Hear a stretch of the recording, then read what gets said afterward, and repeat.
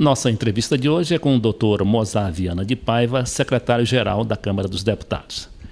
Então, Mozar, nós estávamos comentando da importância, né, da fundamental das comissões. Eu me lembro que eu, como repórter, eu cheguei aqui, eu cobria, repórter era Ministério da Educação, né, toda a área de educação para o Globo, eu era do Globo na época, e aí me mandaram para cá. E para eu aprender, né, eu tinha que ir para as comissões. Das comissões a gente passava para o plenário, e do plenário, do plenário para os bastidores, né? Que eram aquelas conversas que ficam ao pé do ouvido e a gente consegue aquelas fontes, aquelas informações de cocheira, como a gente pode. Então eu vejo que o deputado é mais ou menos como um repórter, né? Ele tem que começar pelas comissões.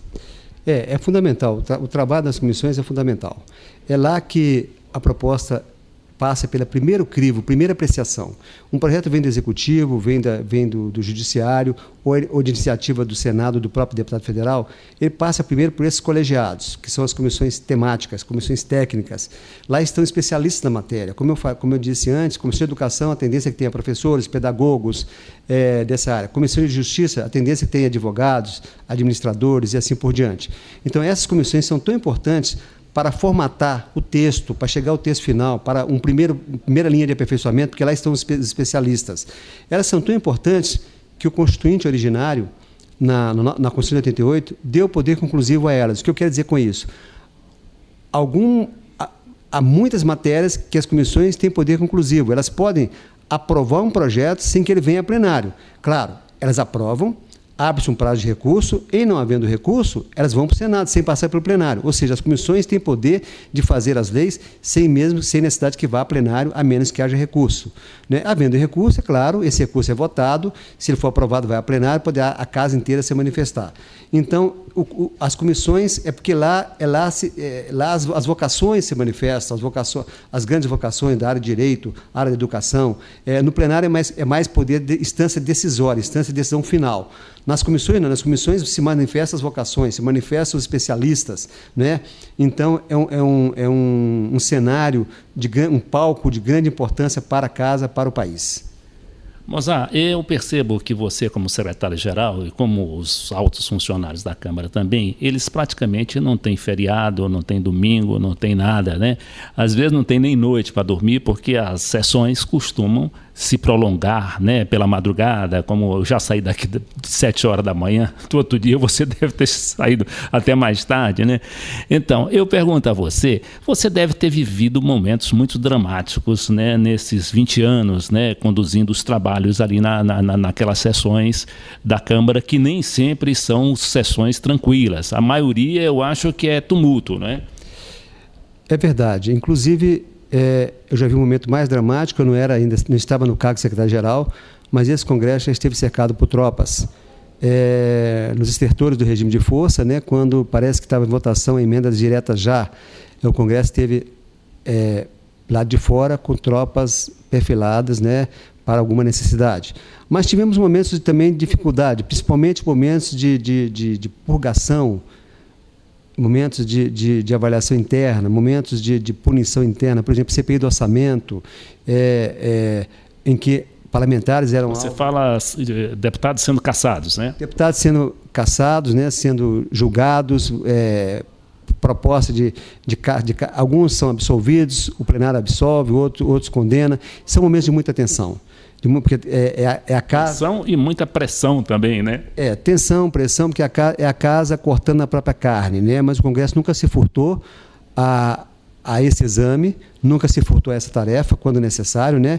E tivemos também, fora esse controle interno, também de fatos externos. Por exemplo, eu me lembro, um fato curioso, até interessante, engraçado, quando foi da abertura da economia, um dos projetos previa a abertura dos portos.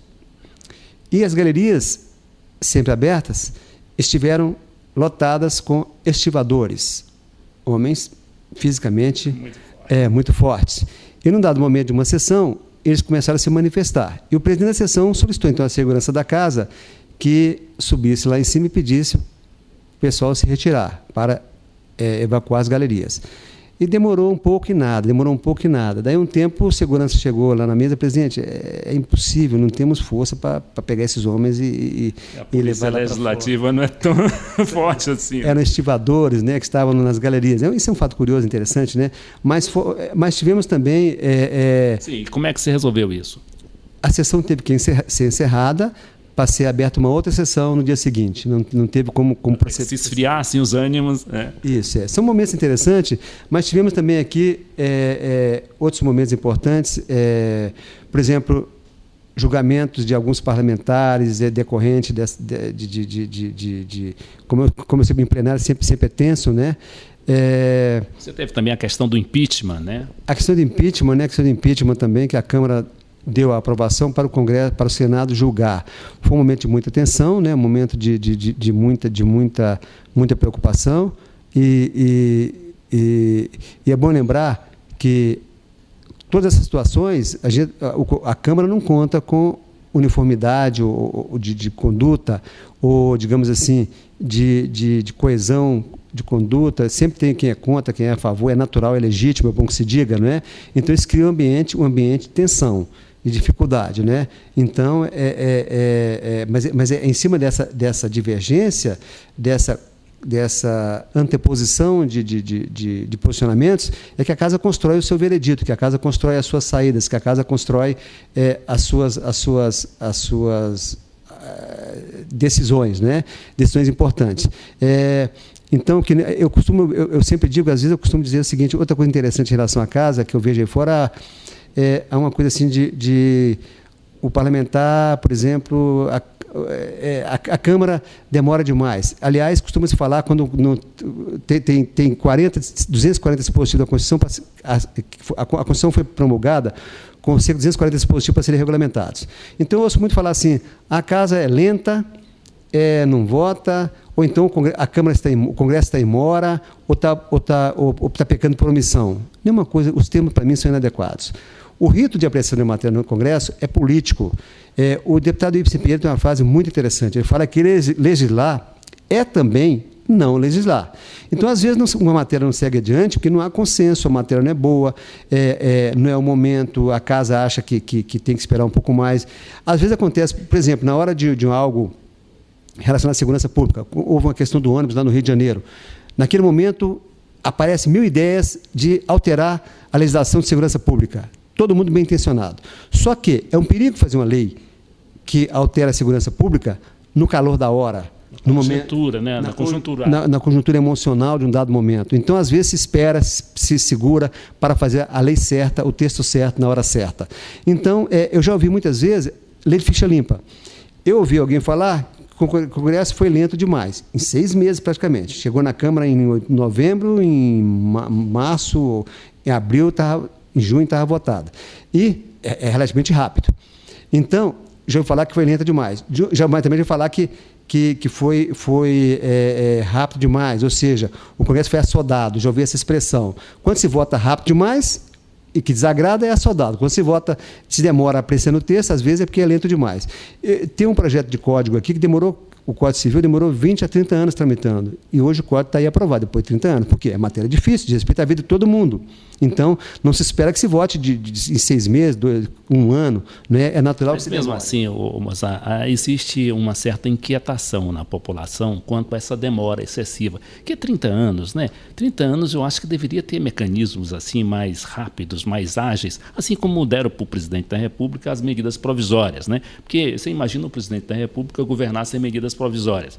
Não consegue governar, né? Com uma Câmara ou um Senado, que isso também ocorre mundialmente, né? Mas que deveria haver alguns mecanismos mais ágeis para que não ficasse tanto tempo. Um código, por exemplo. Eu sei que um código é complexo, né? Todo mundo sabe disso, mas porque tem que ter uma certa velocidade nisso, você não acha? Eu concordo, mas eu volto a insistir no problema político, realmente. Nem sempre é fácil. Por exemplo, o Constituinte eu estava aqui na Constituinte, ficaram para ser regulamentado 240 dispositivos. É porque quiseram assim? Não, foi uma saída. O doutor Ulisses Guimarães teve um dado momento que eu soube o sentir temeroso de não conseguir levar bom tempo. Daí acharam uma saída. Olha, esses temas polêmicos, vamos criar um instituto, coloca na Constituição e deixamos para regulamentar depois. Aí achou-se a saída de regulamentar, por isso passa 240 dispositivos. E hoje se cobra do Congresso, como se tivesse, se o Constituinte não conseguiu, cobra-se hoje do Congresso, como se o Congresso estivesse atrasado demorando demais. Eu vou dar um exemplo muito claro, como é difícil, nem sempre é fácil. Dentro dos 240 dispositivos a serem regulamentados, tem um que diz respeito à iniciativa privativa do Judiciário, a Lei Orgânica da Magistratura. Já havia um primeiro texto em 2004, foi retirado, porque não havia acordo, e o Supremo está fazendo o maior esforço para tentar elaborar um novo projeto para mandar ao Congresso, não conseguiu chegar a esse texto final ainda. O Supremo está demorando? Não, é porque a matéria é difícil, naturalmente é difícil. Eu vi dispositivo colocado na Constituinte que foi retirado por absoluta impossibilidade, o juro de 15%. O emenda do deputado Fernando Gasparian estipulava o juro de 15% ao ano. Desculpa, 12% ao ano.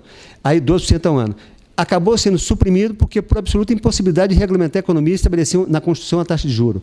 Então, ou seja, nem sempre as ideias, por mais bem aceitas que sejam, por melhores que sejam, significa que elas possam avançar rapidamente ou avançar. Então, esses 240 dispositivos ficaram para depois, foi uma saída que houve para conseguir promulgar o texto constitucional. Talvez, se fosse insistir em colocar na Constituição, definir aquele momento, talvez tivesse mais dificuldade em concluir o texto constitucional.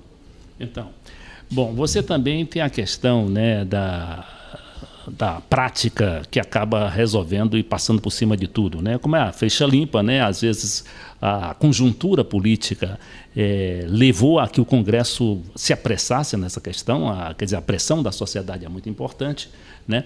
E também tem a questão também do Supremo e do próprio TSE, que às vezes invade a nossa área aqui, né? A área legislativa. Bom, de qualquer maneira, o novo deputado que vai chegar agora, ele vai ter praticamente uma fidelidade partidária muito exigente, né, e pontual. Se você não concordar com aquele partido, você pode ser cassado e seu mandato ir para outro deputado. E também tem essa questão da ficha limpa. Além disso, tem outra novidade aí que o deputado vai encontrar? Não, praticamente a novidade que há agora é que a questão da fidelidade partidária estava até aqui analisada do ponto de vista da mudança de partido. Mudou de partido, poderia perder o mandato. Agora, em final de dezembro, o Supremo deu uma decisão interessante. Foi um pouco além da questão da fidelidade. Diz que, numa coligação partidária, a vaga de suplente é do partido, não da coligação.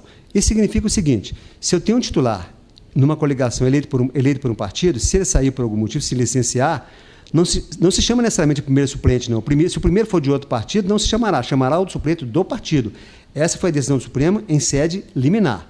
Não foi no mérito ainda. O que fez a mesa diretora? A mesa cumpriu nesse caso, mas deixou claro que para os próximos casos de chamamento, vai continuar chamando no critério antigo, ou seja, chama-se pela coligação. Se eu tenho um titular, por exemplo, do PT, e na coligação o primeiro suplente é do PMDB, e o titular sair, vai chamar o suplente do PMDB, até que essa questão seja decidida em definitivo no mérito. Ou se fica chamando por partido, ou se chama pela coligação. Essa é uma questão polêmica, vai ficar para o Supremo resolver, e a Câmara decidiu, tem um parecer muito bem feito pela mesa diretora, o segundo vice-presidente corregedor, deputado Semineto, fez um parecer, levou à mesa, um parecer muito bem feito, a mesa aprovou por unanimidade, propôs dar cumprimento, decretar a perda de mandato daquele deputado, mas fez uma série de reflexões no parecer que levarão seguramente tanto o Supremo quanto a Câmara a refletir, os partidos políticos, para achar a melhor solução. O importante é que está todo mundo bem intencionado. O Supremo está nas melhores intenções, o Congresso também, e seguramente onde chegar ao melhor texto. Nós entrevistamos o secretário-geral da Câmara dos Deputados, Dr. Mozar Viana de Paiva.